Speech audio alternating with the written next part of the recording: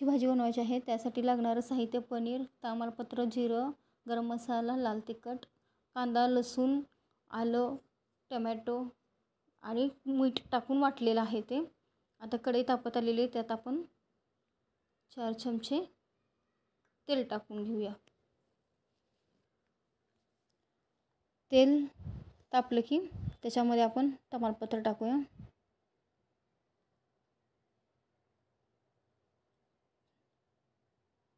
तमालपत्र टाकलं की जिरे टाकायचे. जिरे तडतडले की जिरे तडतडू द्यायचे चांगले.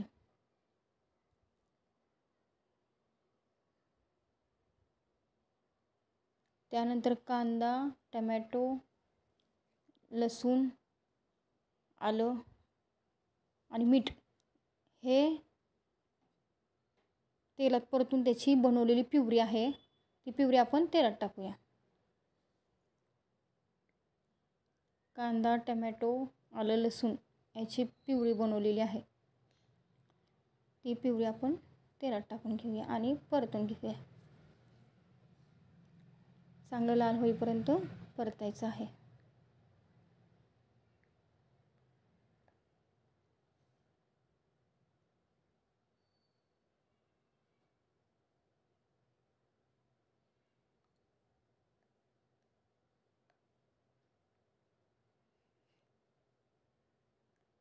कलर लाल होत आलेला आहे.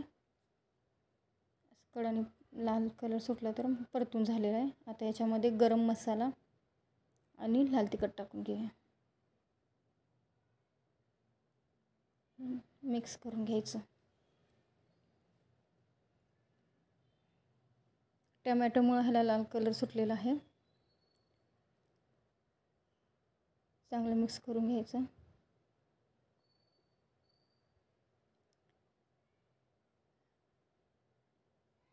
एक ते 2 मिनटं परतून घ्यायचं.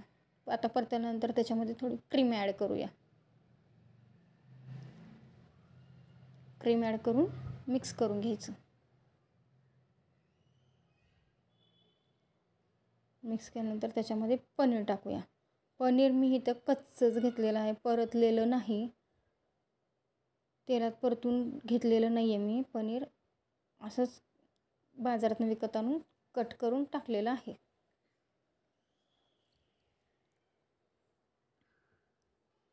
कच्चंच पनीर आहे, त्याला मी परतलेलं नाही आहे.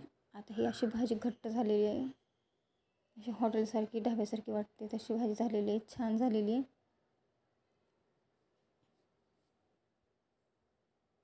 बघा तुम्ही कसा थिकनेस पण आलेला आहे, मस्त घट्ट झालेली. दिसायला पण सुंदर दिसते. कलर पण छान आलेला आहे. आता ह्याच्यावरून वरून कोथिंबीर टाकून घेऊया.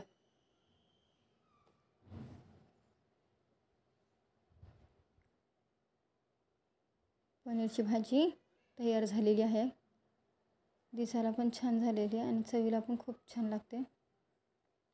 आणि हे आपण कोथिंबीर मिक्स करून घेतली, आपण वरून टाकली.